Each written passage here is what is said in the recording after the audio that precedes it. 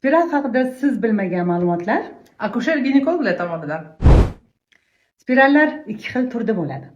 o'z tarkibida gormon saqlovchi spirallar, misol uchun Mirena va gormon saqlamaydigan, misol uchun mis spiral. Mirena spirali bachadon bo'yni shilla qavatini qalinlashtiradi va endometriy qavatini ingichkalashtirish hisobiga homiladorlikdan saqlaydi. Gormon saqlamaydigan spirallar bu mis spirallar hisoblanadi.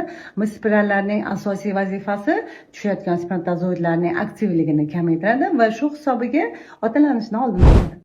Mirena spirali 99.8% samarador usul hisoblanadi. Mis spirallar esa 99.2% samaradorligini. Mirena spirallari 8 yil davomida qo'llanish mumkin. Mis spirallar esa 3 yildan 5 yil davomida qo'llaniladi.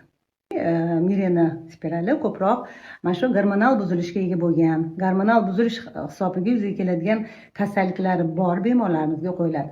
Masalan, mioma kasalligi yoki endometrioz kasalliklari bor bo'lgan ayollarimizga Mirena tavsiya qilinadi. Birinchi navbatda. Agar sizda bunaqa shikoyatlar bo'lmasa, oddiy misli spiraldan foydalanishingiz mumkin. Nojo'ya ta'sirlari. Mirena spiralining nojo'ya ta'sirlari bu 100 ta ayoldan 5 tasida yuzaga kelishi mumkin.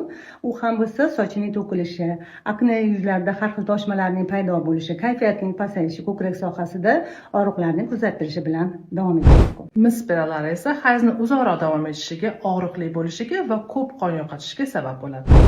Xulosa, agar sizda mioma, endometrioz, kuchli qon ketishi va og'riqli hayz sikli bo'lsa, sizga Mirena spirali tavsiya qilinadi. Agarki siz gormonal kontratsepsiyadan foydalanishni xohlamasangiz, unda sizlarga mis spirallarni tavsiya etaman. Savollaringizni kommentda yozib qoldiring. Sizlar bilan esa ona bola ginekologlar Nozima va Nazokat bo'ldi.